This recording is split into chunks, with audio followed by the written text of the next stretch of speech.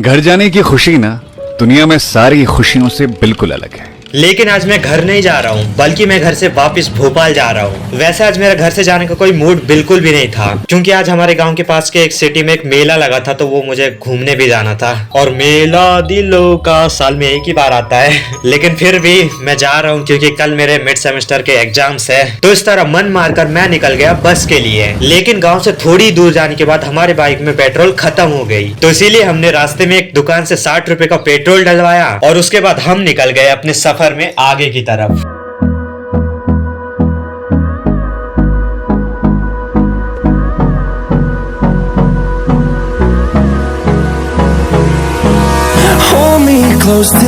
और जब हम पाडर पहुंचे तो वहाँ पर मेले के लिए कुछ दुकानें लगने भी लगी थी, लेकिन अभी सुबह के 9 से 10 बज रहे हैं, इसलिए उतनी ज्यादा दुकानें अभी लगी नहीं है, शायद दोपहर को लगेगी।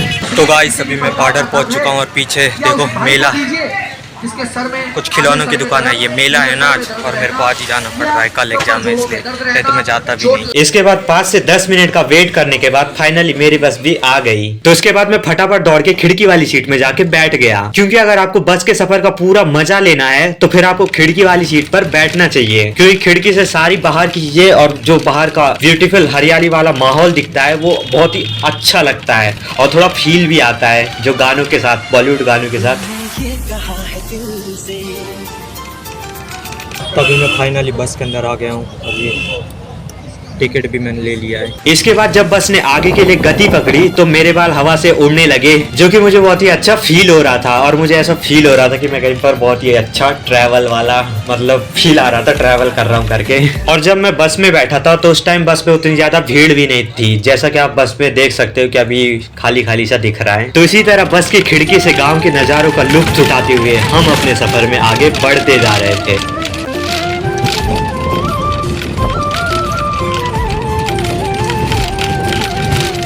लेकिन 5 से 10 किलोमीटर के सफर के बाद आया भैया बरेठा मोड़, और ये रास्ता जाना जाता है इसके पर्वत को काटकर बनाए गए इसके मुड़ाव वाले रास्ते के लिए। वैसे इस रास्ते में ढेर सारे बंदर बैठे हुए हमेशा देखने को मिल जाते हैं, लेकिन आज उतने ज्यादा नहीं दिख रहे हैं, क्योंकि अभी गर्मी का टाइम चल रहा है, तो शायद पेड़ के नीचे बैठ के आराम कर रहे होगा। जोक। या फिर ये हो सकता है कि मैं बस के दूसरे साइड बैठा हूँ और वो बस के उस साइड, मतलब बस इस साइड से चल रही है और मैं इस साइड बैठा हूँ और बंदर दूसरे साइड, मतलब रोड के दूसरे साइड बैठे हो सकता है। इसके बाद इस मुड़ाव वाले रास्ते को क्रॉस करने के बाद हम पहुंच गए बरेठा, और यहाँ पर आप ये जो जगह देख रहे हो, यहाँ पर दूर दूर से लोग पीलिया झड़वाने के लिए आते हैं। और इस जगह से एक भैया मेरी बाजू वाली सीट में भी आके बैठ गया, जो कि पहले से खाली थी, जो कि मैंने अखिलेश के लिए भी बचा के रखा था। तो इसके बाद मुश्किल से 1 किलोमीटर या फिर थोड़ा सा ज्यादा हम आगे ही बढ़े थे, और उसके बाद आ गया भैया शाहपुर बस स्टॉप।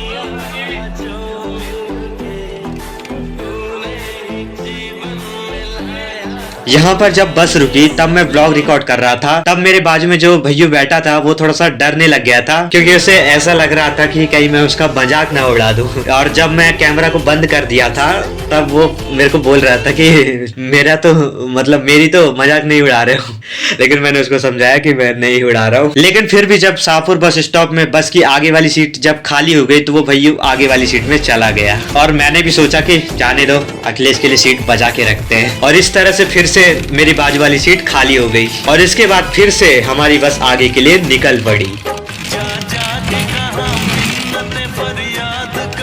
इसके बाद जब हमारी बस नेक्स्ट स्टॉप में पहुंची तो वहां से मेरा एक दोस्त अखिलेश भी वहां पर बस में आ गया, और इस टाइम उसे पीछे वाली सीट में ही बैठना पड़ा, क्योंकि मेरे बाजू वाली सीट में एक भैया आके बैठ गए थे। लेकिन थोड़ी दूर जाने के बाद उन भैया का स्टॉप आ गया तो वो उतर गए, तो मैंने फटाक से मेरी बाजू वाली सीट में बैठने के लिए अखिलेश को बुला लिया। अखिलेश आ गया वापस यहाँ पर। क्यों? इस बार पहले के जाने का प्लान था क्या? अकेले जाने का प्लान था। ये पिछली बार अकेला बैठा था।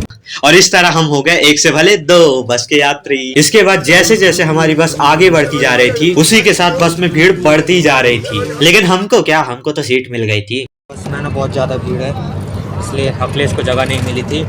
हाँ भाई पीछे बैठा था। अभी बुलाया हूँ, इसके लिए मैंने सीट रखा था। देखो वो भैया चले गए थे यहाँ पर जगह। और अभी गर्मी का टाइम चल रहा है, इसीलिए थोड़ी दूर जाने के बाद हम दोनों को बहुत ज्यादा प्यास लग गई थी। वैसे अखिलेश को ज्यादा प्यास लगी थी क्योंकि वो आगे वाले बस स्टॉप में मेरा बहुत टाइम से वेट कर रहा था। अभी यार दिख नहीं रहा। और अभी है ना अखिलेश को हालत देखो, बहुत प्यास लगी है। मेरे को भी बहुत ज्यादा प्यास हो गया, लेकिन क्या करें, अभी तो कहीं दुकान में रुकेगी तो ले लेंगे, है ना।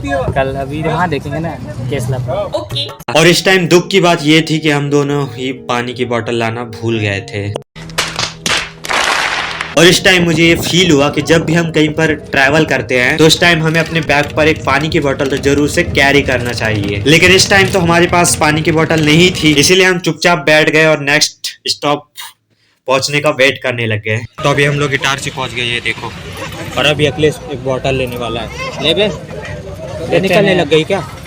अरे यार ये क्या होता है? इटारसी पहुंचने के बाद हमने सोचा कि बस में पानी की बोतल बेचने के लिए कोई ना कोई तो आएगा, तो उनसे हम लोग बोतल ले लेंगे। लेकिन हमारा बैड लक बोलो या फिर हमारी बदकिस्मती, किस टाइम वहाँ पर कोई पानी की बोतल बेचने के लिए नहीं आया।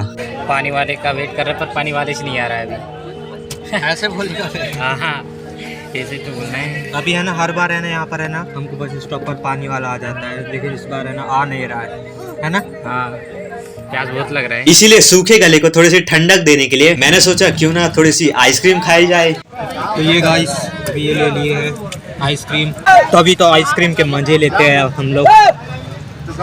ये देखो लकड़ी को खा के दिखा रहा जा रहा बस।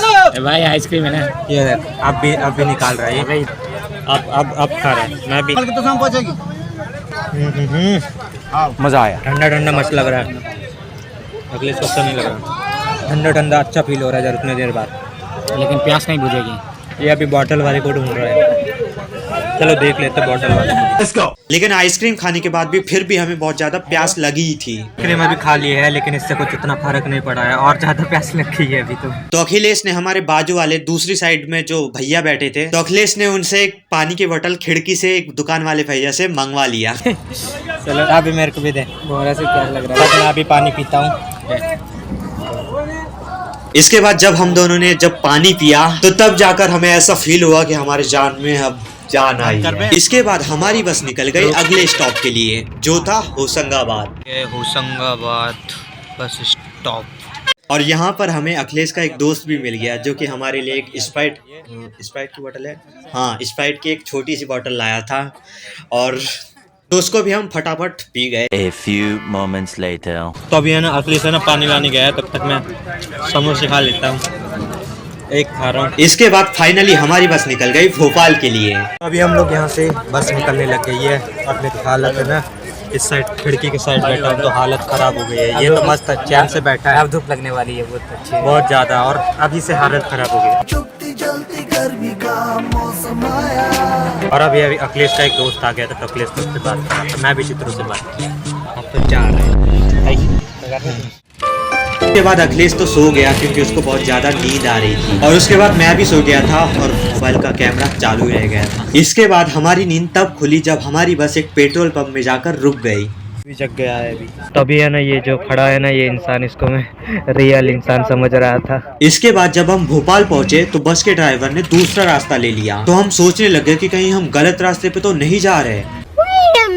लेकिन थोड़ी देर में हमको पता चला कि आगे का रास्ता बंद था, इसीलिए ड्राइवर ने दूसरा रास्ता लिया था। इसके बाद हम पहुंच गए ISBT बस स्टैंड। वैसे हम पहले यहीं पर उतरने वाले थे, लेकिन हमको जिधर जाना था उधर के लिए आज सिटी बस चल नहीं रही थी, इसलिए हमने तय किया कि हम ISBT के आगे प्रभात चौराहे पर उतरेंगे। हम लोग ISBT तो बोलते हैं, ISBT पहुंच गए हैं।